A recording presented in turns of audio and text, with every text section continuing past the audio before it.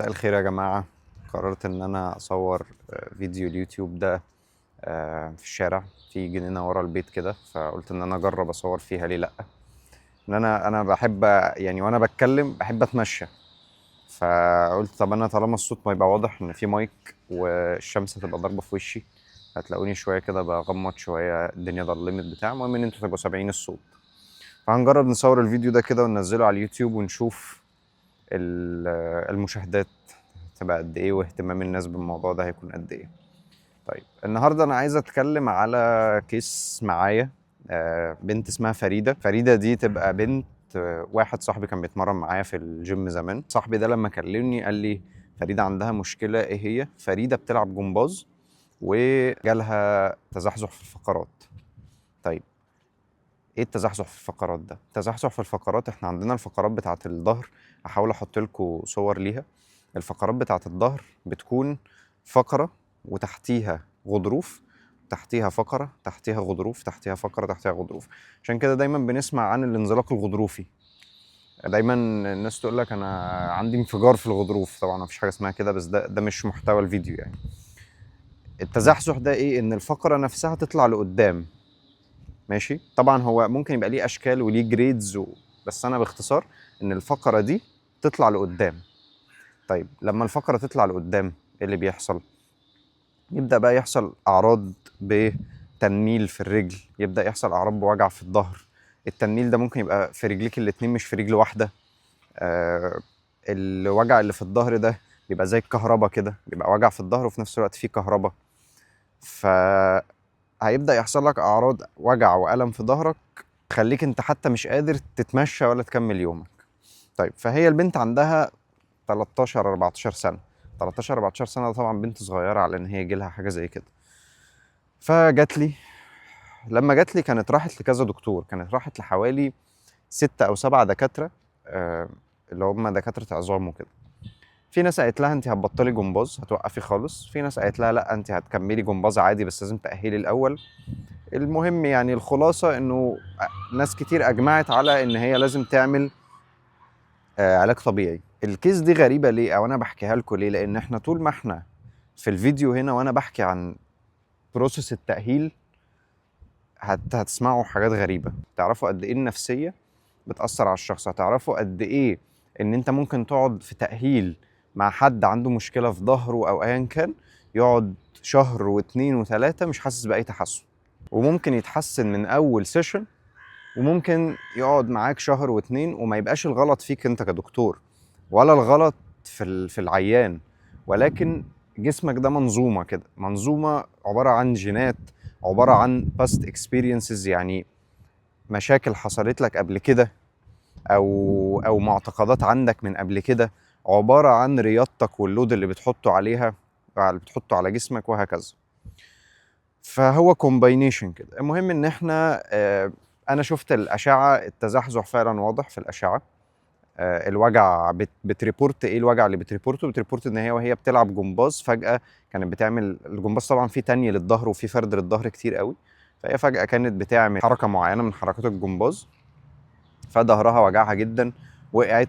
من ساعتها وهي ظهرها بيوجعها ومش قادره تدوس على الارض، وفي كهرباء في رجليها اليمين على ما اتذكر، رجليها اليمين، كهرباء في رجليها اليمين مع الدوسه وهكذا. طيب بدأنا، انا هحكي لكم بقى. في الاول هي بقى لها معايا حاليا 3 شهور او اقل، شهرين ونص. هي الحمد لله دلوقتي اتحسنت جدا وبقت رجعت يعني لكذا حركه من الحركات اللي هي كانت بتعملها في الجمباز، زي ان هي تقف على ايديها، زي القبه، يعني حركات صعبه وبتحط ستريس جامد قوي على الظهر. فكون ان هي رجعت اصلا الحركات دي الحمد لله تحسن كبير قوي. بس هحكي لكم القصه من الاول. القصه من الاول ان هي لما جت وانا شفت الاعراض دي شكيت انه ممكن يبقى في شرخ في عظمه من العظم بتاع الظهر، في الفقرات او هكذا. فرجعتهم للدكتور تاني، يا جماعه اتاكدوا انه مفيش شرخ، ممكن اكون انا بمس حاجه في الاكس راي. الدكتور العظام اللي عدى عليه اكس رايز بالهبل، وخصوصا ان هم بيبقوا متخصصين اكتر في الكسور، يقدر يحدد. رجعوا قالوا انه مفيش حاجه والدنيا تمام، هو بس التزحزح هو اللي مسبب المشاكل دي. طيب لما بدأنا، الرينج اوف موشن في كل الحركات قليل جدا وبيوجع جدا. فمثلا بتنام على الارض وتعمل تمرين اسمها هيب بريدجز، هحاول احط لكم ليها فيديو برضو. الهيب بريدجز دي ان انت بترفع وسطك من على الارض. التمرينه دي هي بتجيب فيها حرفيا، لو انت تقدر تجيب 50 درجه هي بتجيب 10. طيب تمرينه زي، او مش تمرينه، حركه طبيعيه زي ان انت توطي تجيب حاجه من على الارض بس ركبك مفروده، بتوطي برضو 10 20 درجه بالكتير، وانت تقدر توطي مثلا 100، هي بتوطي 10 او 20. طيب حركه زي الاكستنشن اللي هو ان انت تفرد ظهرك لورا، برضو انت لو بتفرد ظهرك لورا 20 درجه هي بتفرده 3. كل ده من الوجع. فالحاله جايه الرينج اوف موشن بتاعها في الضياع. وطبعا القوه مش هتكلم عليها، يعني اكيد مفيش قوه طول ما في كهرباء والرينج اوف موشن قليل وهكذا، مفيش قوه، ده الطبيعي. فبدانا نشتغل، بدانا ان احنا نحط خطه انه في تمارين معينه لازم تبقى بتعرف تعملها سواء بعد شهر او شهرين او 3. فبنبدا التمارين دي ببروجريشنز، بنحط تمرينه معينه والله صعبه عليكي، طب تعالي ان احنا نعمل ليفل اقل من التمرينه دي عشان تقدري تجيبيها، ولما تجيبي الرينج ده وتعمليه 3 في 10 مرات فجسمك يتعود، فواحده واحده يبدا يزود. اول شهر كان التحسن بطيء جدا لدرجه ان انا بدات اخاف، اول ما يمكن فعلا الناس دي، ما يمكن الدكاتره قصدي بتوع العظام ما خدوش بالهم من شرخ او من حاجه في العظم نفسه. فخليت باباها يرجع تاني للدكتور بعد كان بعد 9 سيشنز تقريبا، اللي هو قربنا على الشهر. فخليت باباها يرجع تاني للدكتور، فلما رجع للدكتور قال له كملوا انتوا تمام، ما تقلقوش انتوا كويسين، كملوا زي ما انتوا. بدأنا نكمل تاني ونشتغل برضو لحد ما وصلنا لأول شهر تقريبا. التحسن مش الطبيعي اللي انا بشوفه مع مشاكل الظهر، يعني مش الطبيعي ان انا افضل بهاتي في رينج اوف موشن زي مثلا اللمبر فليكشن ان انت توطي بظهرك لتحت الشهر كله ما اجيبش منه غير 10 او 15 دجري. ده مش منطقي. نفس الكلام في ان انا اطلع بوسطي من على الارض، دي اصلا تمرينه الهيب بريدجز دي، او انك تطلع بوسطك من على الارض، دي اسهل تمرينه. كل اللي عندهم وجع في الظهر غالبا بيقدروا يعملوا حتى لو نصها. لا هي ما تطلعش 10 درجات حتى، ما بتطلعش تلت الحركه، ما بتطلعش ربع الحركه. ففي حاجه غريبه. فالمهم هاجي بقى هنا لحته النفسيه. احنا قعدنا نهاتي الموضوع مش بيتحسن قوي. فجت في يوم مفيش وجع، هي بتقول لي مفيش وجع في البيت ومفيش وجع في التوطيه وهكذا، وباجي اعمل التمارين لا في تحسن.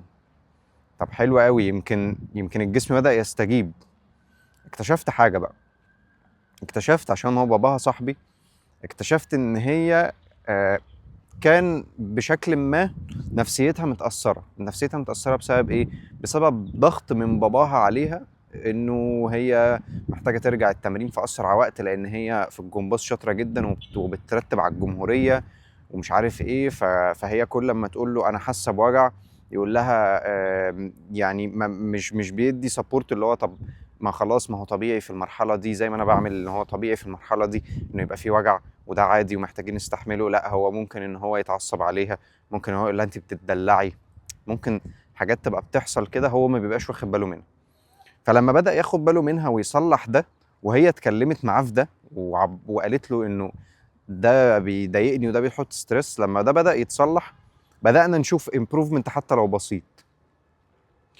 طيب ايه اللي بعده؟ اللي بعده ان هي بعد مثلا 3 4 سيشنز كده، اللي هو الدنيا الحمد لله بدأت تفتح والرينج بيفتح والوجع بيقل، بقينا نشيل وزن اكتر وهكذا.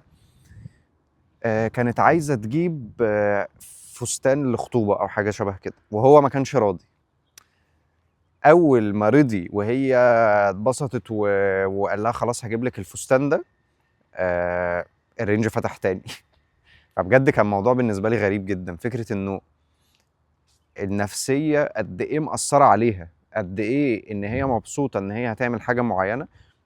هي صغيره 13 سنه، فيمكن ما نقيسهاش قوي على الكبار، بس يعني قد ايه هي مبسوطه بان هي تعمل حاجه معينه يخليها تتحسن في التأهيل وفي التمرين بتاعها. فبقينا واحده واحده بنأهل احسن، الدنيا بتتحسن اكتر. تأثير النفسية ده بقى فعلا مهم قوي. وبقيت حتى نتكلم مع باباها في ان انت ما تضغطش عليها في حاجة، واحدة واحدة كده كده ان شاء الله هنرجع للتمرين، بس بعد ما ناخد وقتنا في التأهيل ونبقى متأكدين ان الدنيا تمام.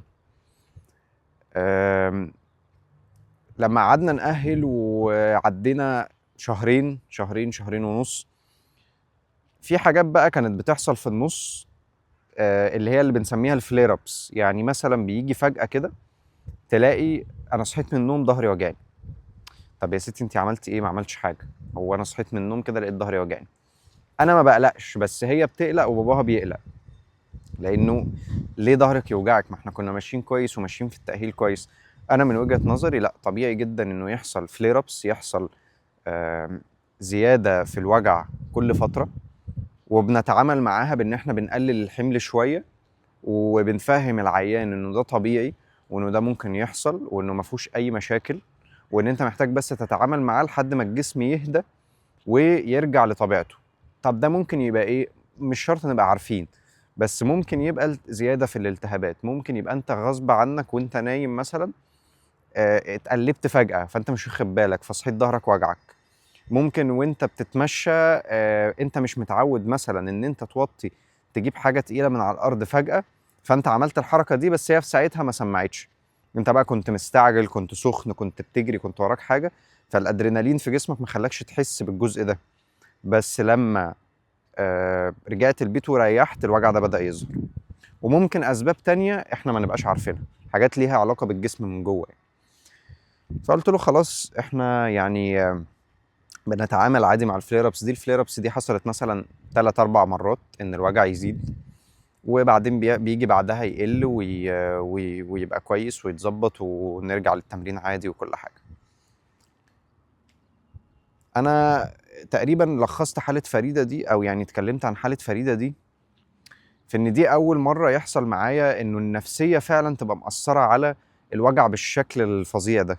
وانه وانه وانه لما يحصل حاجة نفسية او حاجة تحسن النفسية، الوجع والرينج والقوة يتأثروا بالشكل ده. فعشان كده انا كنت عايز احكي قصة فريدة يمكن حد يستفيد منها في شغلكم مع العيانين، في ان احنا اتأكد انه الشخص ده يعني بيقول لك كل حاجة. حاول تتكلم معاه في حياته، حاول تفهم هو اتصاب ازاي، حاول تفهم هو عايز يرجع لايه، حاول تفهم حياته الاجتماعية وحياته النفسية وايه الضغوط اللي مأثرة عليه.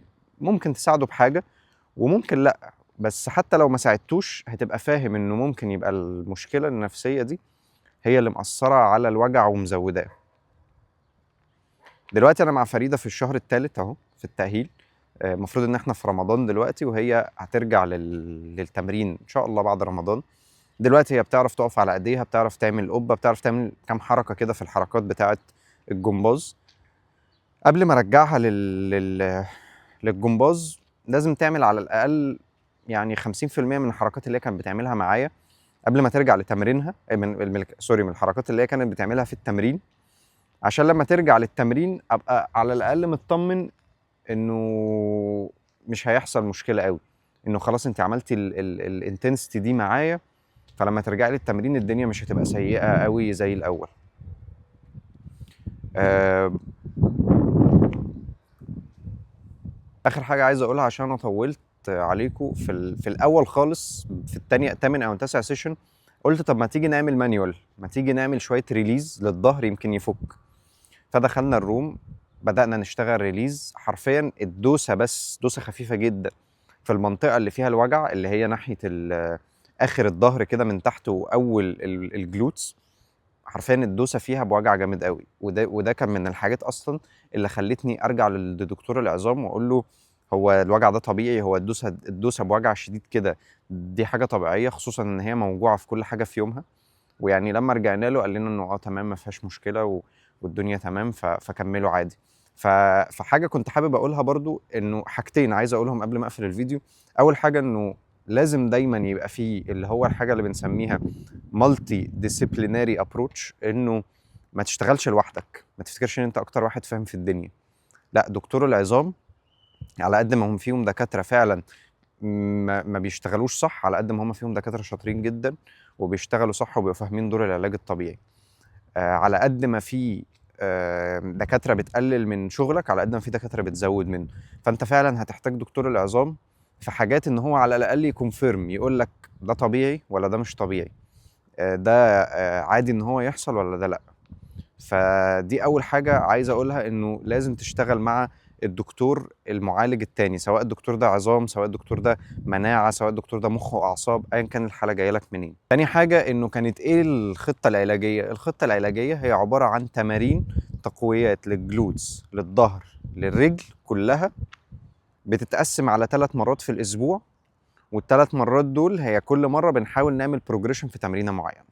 هل انا اقدر اشرح التمارين كلها دلوقتي؟ لا طبعا، هيبقى صعب. ولكن عشان تبقى دكتور علاج طبيعي شاطر وفعلا تفيد حالاتك، لازم تبقى يعني مدرب شاطر، لازم تبقى فاهم في التمارين قوي، وكل تمرين بيشغل ايه.